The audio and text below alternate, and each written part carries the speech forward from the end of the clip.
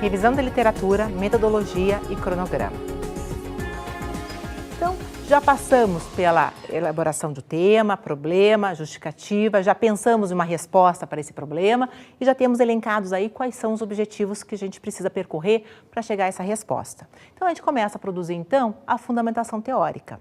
Essa fundamentação teórica, alguns autores chamam como revisão de literatura, ou revisão literária, ou argumentação teórica. Nós temos uma divergência em relação a essa nomenclatura, mas todos eles trazem o que é esse item, o que compõe esse item, com o mesmo conceito. Então, o que você vai precisar fazer aqui? Buscar nessa literatura, sejam livros, sejam periódicos, jornais, artigos científicos, monografias, dissertações e teses, são materiais que você tem a disponibilidade de utilizar e referenciar no seu estudo. O que a gente aconselha? Primeiro que você busque os clássicos que tem nessa área que você está pesquisando.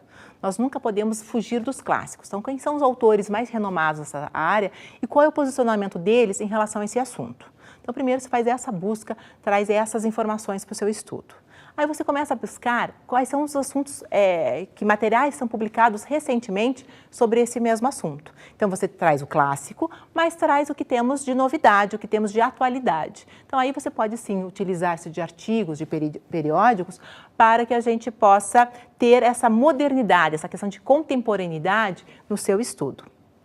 E outro material que vocês podem utilizar são os dados de pesquisas documentais. Então, eu posso buscar dados do IBGE, de outros órgãos que buscam estatísticas. Isso tudo facilita para que você compreenda melhor e relacione a teoria que você está pesquisando com a prática. Então, tudo que você conseguir elaborar e avançar em relação ao assunto te favorece. Então, a gente evita ficar preso apenas na teoria, mas levar isso para uma prática. Então, o que vai acontecer aí? Você vai buscar ou em materiais publicados ou pelo próprio meio eletrônico. Então, você tem a internet a seu favor também, e isso facilita muito a vida do pesquisador, pela facilidade e pela agilidade em que encontramos de acessar essas informações, mas nós temos que ter um cuidado. Nem todo o material da internet é confiável. Como que a gente vai saber que material é esse que podemos utilizar?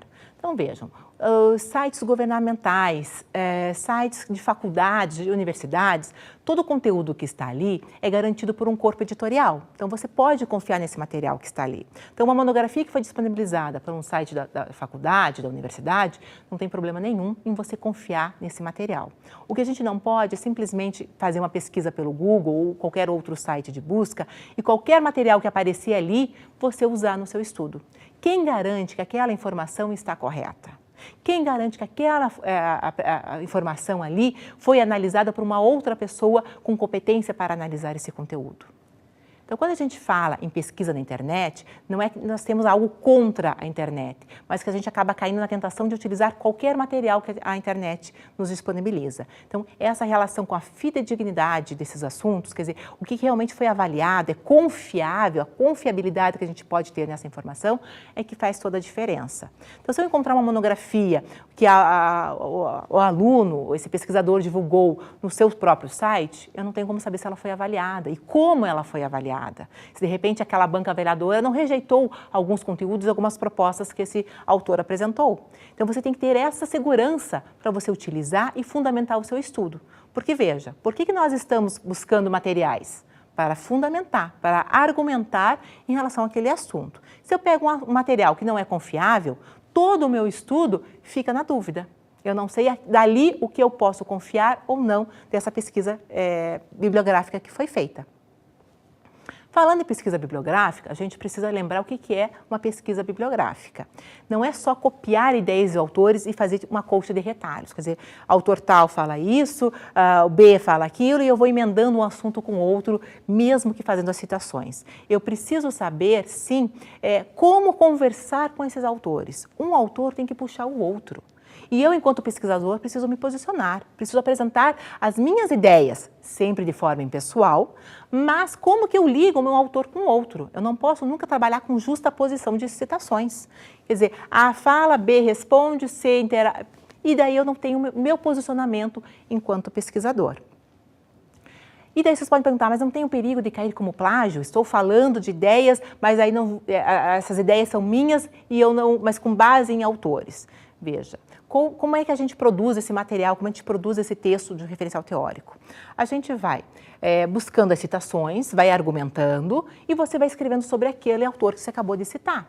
Então, você não corre o risco de cometer um plágio, porque você está mencionando o autor ali, que na sequência esse autor ainda discorre sobre. Então, você vai ligando uma ideia com a outra, que é o que a gente chama de gancho, quer dizer, eu fecho uma ideia e já inicio a próxima, e já trazendo ali os créditos desse autor, desse material que eu estou consultando. Em relação às citações, a gente precisa lembrar que nós temos uma norma específica que regulamenta a questão de utilização de ideias de outros autores nos nossos trabalhos. É a norma 10.520 de 2002. Então, em uma outra aula, vamos trabalhar especificamente a questão das citações. Um próximo tópico que nós vamos ter é a metodologia. O que é esse item? Nesse item a gente vai apresentar os passos que a gente seguiu para chegar a essa resposta. Então aqui eu tenho uma escolha de um método científico, eu tenho cada autor apresentando uma classificação diferente desses métodos e conforme a área que você está estudando, a adequação melhor de um ou outro autor. E você vai começar a descrever todas as etapas que você percorreu para chegar hoje nas considerações finais do seu estudo.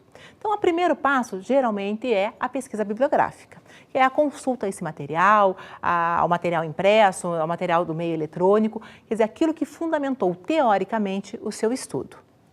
Nós já falamos como deve ser elaborado esse texto, quer dizer, eu não posso só jogar as ideias dos autores ali, eu preciso relacionar, me posicionar enquanto pesquisador, mas tenho um embasamento aí teórico muito importante, que é ele que dá sustentabilidade ao meu assunto.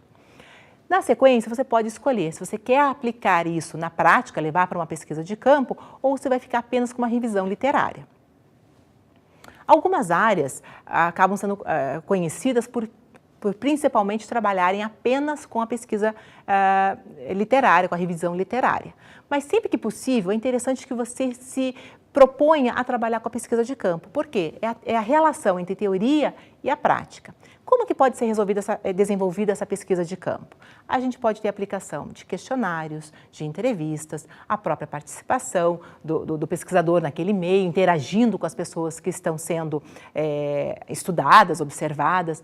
Só que para tudo isso a gente precisa ter uma preocupação. Nós precisamos encaminhar, sempre que a gente envolver outras pessoas no nosso estudo, esse trabalho precisa ser encaminhado a um comitê de ética. Qual é a função do comitê de ética?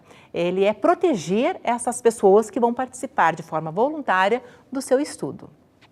Há uma regulamentação específica do comitê de ética, como direcionar, mas esse não é o foco desta aula. Pensando na pesquisa de campo, você pode, então, aplicar um questionário.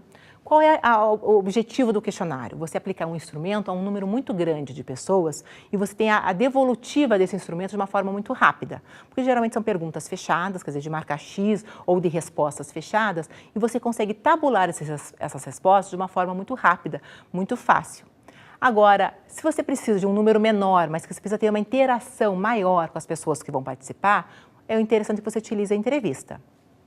O que é a entrevista? A entrevista vai ser perguntas que você vai fazer diretamente para a pessoa, quer dizer, você tem esse contato com a pessoa que está participando do seu estudo e vocês vão conversando sobre aquele assunto. Ela vai se posicionando e você vai questionando outras questões que sejam pertinentes àquele assunto. Então, geralmente você inicia com alguma estrutura de perguntas e elas vão sendo adaptadas conforme essa conversa vai se desenvolvendo. A tabulação dessa pesquisa, dessa entrevista, ela é mais difícil, porque nós estamos trabalhando com questões abertas, com questões subjetivas. Mas você pode utilizar, sim, trechos dessa fala, dessas pessoas que você conversou, para realmente fundamentar, para dar o subsídio necessário para o seu estudo. Como que nós fazemos a análise desses dados estatísticos? Nós temos uma disciplina específica que é a estatística. Então, você tem como analisar, como trabalhar com porcentagens, qual é a definição de população para esse estudo que você está se propondo, mas isso também não vai ser trabalhado nesta aula. O que a gente precisa que você desenvolva dentro da metodologia, então, é especificar quais são os métodos que você está utilizando dentro da sua área, quais são os métodos que são mais reconhecidos como adequados. Trabalhe com as técnicas, então A pesquisa bibliográfica é uma técnica, a pesquisa de campo é uma técnica, a pesquisa histórica é uma técnica, a pesquisa comparativa, quer dizer, comparar ou fases históricas ou uma região com outra, é uma técnica de pesquisa. O estudo de caso, quer dizer, você pega um caso e analisa todas as variáveis que estão ali envolvidas nesse assunto. São técnicas que você vai poder utilizar para melhorar, para garantir uma resposta mais fidedigna ao estudo que você está se propondo. O próximo tópico, então, é o cronograma. Então, nesse instrumento, nós vamos apresentar ali quando iremos realizar todas as ações, quando pretendemos realizar todas as ações previstas para o desenvolvimento dessa pesquisa. Então, como é que é apresentado esse cronograma? Esse cronograma é uma tabela e ali você vai determinar que ações você quer contemplar nessa tabela e que periodicidade você vai organizar o seu tempo. Então, uma sugestão para vocês é utilizar ou por semanas ou por meses, né? Mas nunca um intervalo maior, porque daí a gente perde a noção de prazos de realmente de você cumprir aquelas atividades. A ABNT apenas apresenta que o cronograma é um documento, é um tópico obrigatório para compor o projeto de pesquisa, mas ela não especifica que atividades devem estar relacionadas nesse instrumento. Nós apresentamos para vocês uma sugestão de que atividades e como elaborar esse cronograma. Observem a tabela. Então, observem ali na primeira coluna, nós vamos ter a relação das atividades que estamos prevendo para a realização dessa pesquisa. Então, primeira delas, o levantamento de literatura, na sequência, montagem de projeto, a próxima, coleta de dados, tratamento dos dados, elaboração do texto final, revisão do texto e entrega do trabalho.